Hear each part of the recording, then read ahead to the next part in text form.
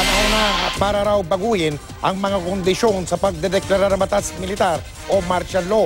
Ayon po yan kay Pangulong Duterte. Mula sa Pampanga, nakatutok live si John Veneracion. John.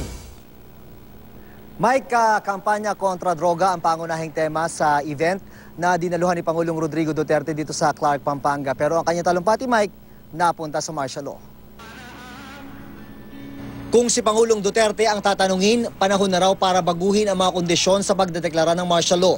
Ngayon daw kasi, nakalagay sa saligang batas na kailangan pa itong sang-ayunan ng Kongreso at kailangan ding pag-aralan ng Korte Suprema. Kung mag-declare ako ng martial law at may invasion ngayon o gera, I cannot proceed on and on. Lalo na kung may gulo, pupunta pa ako sa Congress, pupunta pa ako doon sa Supreme Court. If there is anybody who would file a complaint to look into the factual, kung totoo ba, which you cannot do, kung magulo ang mundo, kaya nga martial law na para isang tao na lang ang magdirekta.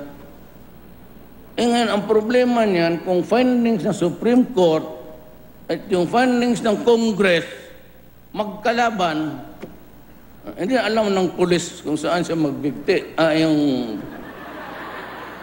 Pati yung mga presidente kung saan siya magdive.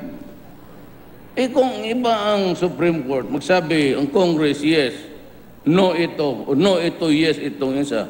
Saan mo ako ilagay? Kaya kailangan talagang palitan yan. Sinabi yan ng Pangulo sa pagharap niya sa pagtitipon ng mga Nanay Community Volunteers, isang samahan sa Pampanga na tumutulong na rin ngayon sa kampanya kontra droga. Ayon sa kanya, may mga ilalatag naman daw silang safety nets kaugnay sa nais niyang pagbabago sa panuntunan sa pagdedeklara ng martial law. Dahil sa mga pang-aabuso ng panahon ng martial law, naging sobrang higpit ang 1987 Constitution sa kapangyarihan ng isang Pangulo na magdeklara ng batas militar.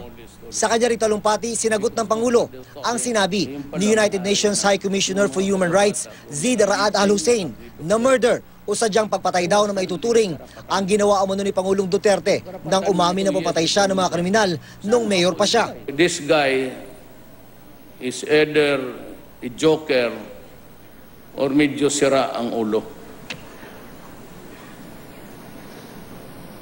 There is no crime in my country which says I cannot threaten criminal. Nagbitiw rin siya ng maanghang na salita sa iba pang mga taga-United Nations na bumabati ko sa kanyang madugong kampanya kontra droga. Kami ang may contribution sa United Nations, kung hindi ba kita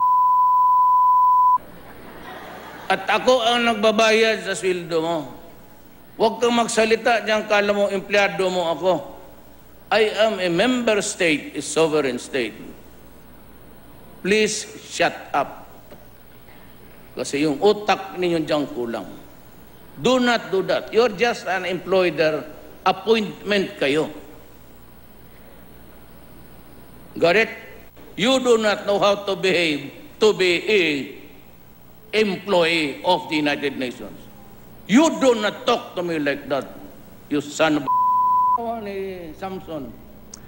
Mike, ibinida rin dito ni Pangulong Rodrigo Duterte ang kanyang kampanya kontra katiwalian. Katunayan pati nga raw yung kanyang mga kabrad sa fraternity na sina Immigration Deputy Commissioners Al Argusino at Mike Robles ay hindi niya pinatawad, sinibak, makarang masangkot sa extortion scandal. Mike. Maraming salamat, John Veneracion.